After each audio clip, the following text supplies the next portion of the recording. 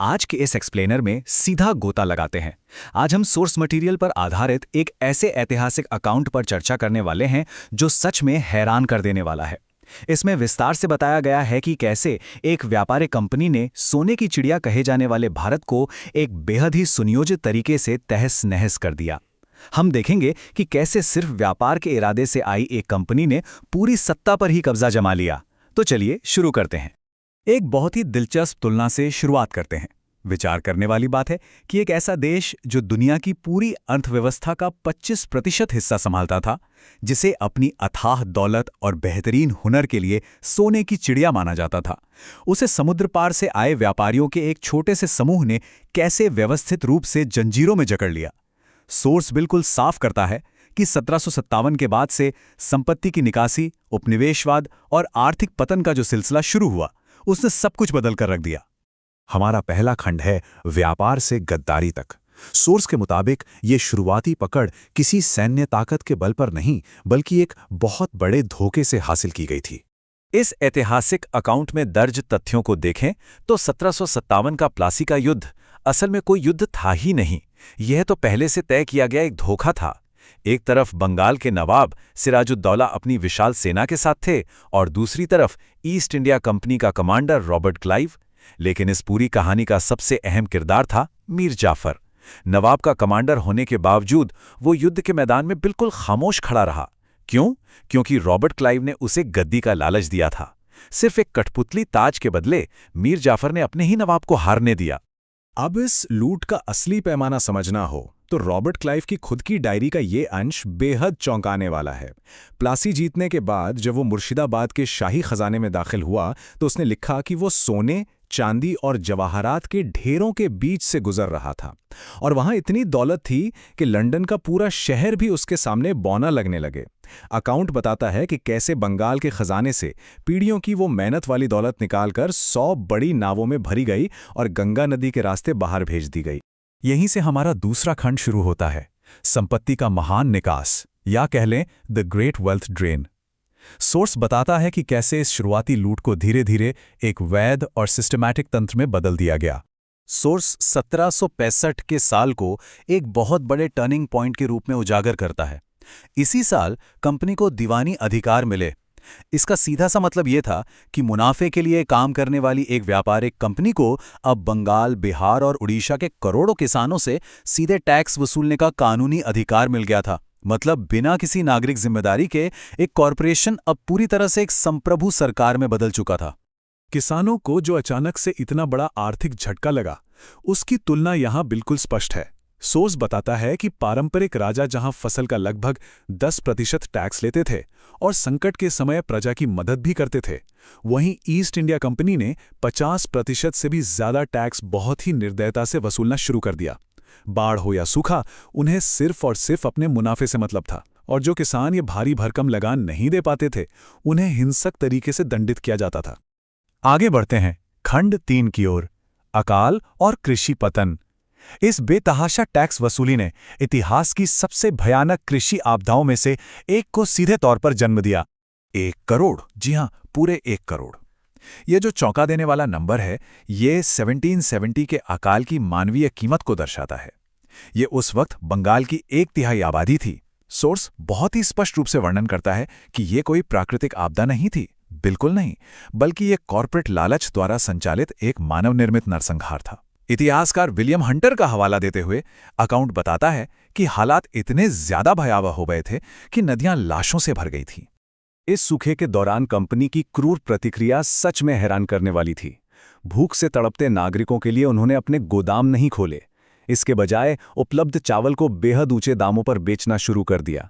और सबसे चौंकाने वाली बात, उन्होंने टैक्स में 10% की और बढ़ोतरी कर दी। ये इसलिए किया गया ताकि जो लोग जीवित बच गए हैं वो अपने मृत पड़ोसियों की जमीन का टैक्स भी भरें। इसके अलावा किसानों को भोजन उगाने से रोका गया और नील व अफीम जैसी कमर्शियल फसलें उगाने के लिए मजबूर किया गया। हमारा चौथा खंड है कपड़ा उद्योग की बर्बादी।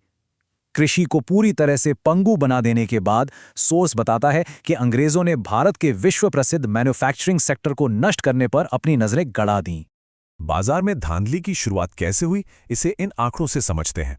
ब्रिटेन में जाने वाले भारतीय कपड़ों पर सीधे 80% का भारी टैक्स लगा दिया गया ताकि वो इतने महंगे हो जाएं कि कोई उन्हें खरीद ही ना सके। वहीं दूसरी तरफ फ्री ट्रेड यानी मुक्त व्यापार की आड़ में भारत आने वाले ब्रिटिश मशीन निर्मित सामानों पर 0% टैक्स लगाया गया। इस एक चाल ने यह सुनिश्चित कर दिया कि ग्लोबल टेक्सटाइल व्यापार में भारत की जो एक तरफा 25% हिस्सेदारी थी वो पूरी तरह से मिट जाए। सोर्स में ढाका की उस मशहूर मलमल का जिक्र भी है जिसे बुनी हुई हवा कहा जाता था। एक बेहद ही रोंगटे खड़े कर देने वाले विवरण में बताया गया है कि भारतीय उद्योग की रीढ़ तोड़ने के लिए कंपनी के अधिकारियों ने कथित तौर पर उन मास्टर बुनकरों के अंगूठे ही काट दिए जिन्होंने उनके शोषणकारी कॉन्ट्रैक्ट्स को मानने से इनकार कर दिया था। ये सिर्फ एक आर्थिक साजिश नहीं थी बल्कि हुनर का बेरहमी से किया गया कत्ल था ताकि पीढ़ियों तक ये कला आगे बढ़ी ना सके। इस पूरे युग की जो भयानक त्रासदी थी वो 1834 के governor general Lord William Bentinck के इन डरावने शब्दों में पूरी तरह से सिमटी हुई हैं। उन्होंने कहा था कि सूती बुनकरों की हड्डियां भारत के मैदानों को सफ़ेद कर रही हैं।